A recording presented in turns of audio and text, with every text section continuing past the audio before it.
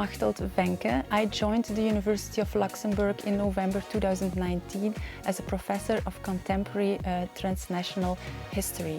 I'm working at the Research Centre of Contemporary and Digital History. And since 1 year, I am also the head of one of the 4 research areas within C2DH. It's the research area on contemporary Luxembourgish history.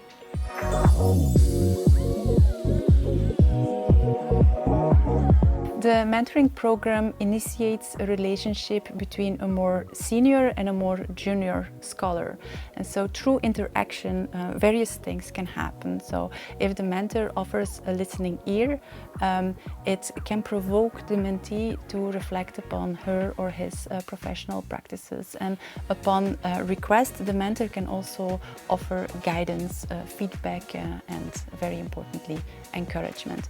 I decided to volunteer as a mentor at the University of Luxembourg because I benefited from mentoring in academia myself.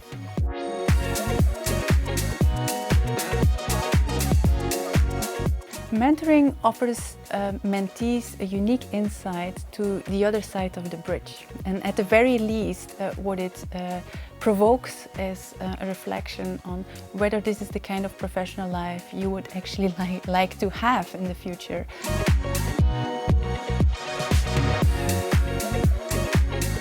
When I was a postdoctoral researcher at the University of Vienna, I was very much encouraged by the Austrian Science Fund to enroll in a mentoring program for Elise Richter fellowship holders. The fellowship is named after Elise Richter, and Elise Richter was the first female extraordinary professor in Austria. And this mentoring program was meant to prepare participants to successfully apply for a full professorship. It was very useful for me.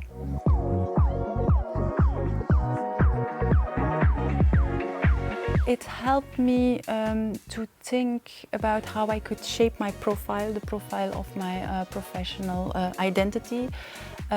It also gave me more confidence in speaking about my professional research, also about myself as a researcher. And it also created a group of peers, a group of women who were in the same situation than I was. And even today I'm still in contact with former Elise Richter fellows, so it definitely was very beneficial for me.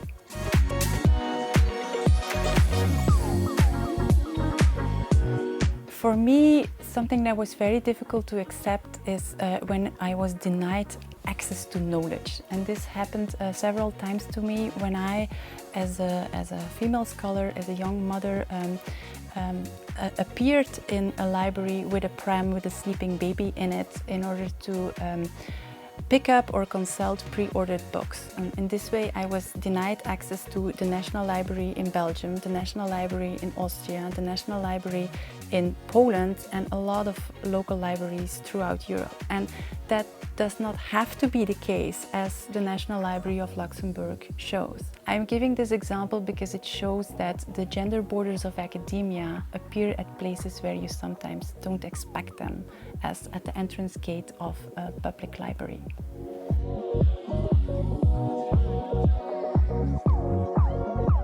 Students should receive the same chances to enter academia, and more junior colleagues should receive the same chances to advance in their career regardless of their gender.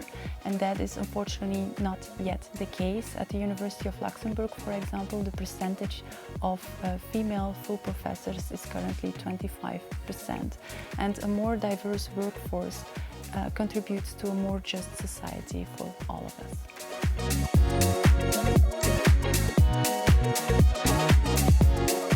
Academia is a very competitive universe. In order to be able to advance in your career, you need to develop multiple strategies simultaneously. And this is something you can learn. And one piece of advice I would like to give is that it's very important to very carefully select the colleagues you work with in order to make sure that you're intellectually inspiring, and for supervisors that you're generous with their time. If these conditions are not fulfilled, it's important to move on, because the knowledge transfer between a PhD candidate or a postdoctoral researcher and a supervisor or the principal investigator of a research grant is essential in order to be able to proceed in your academic career.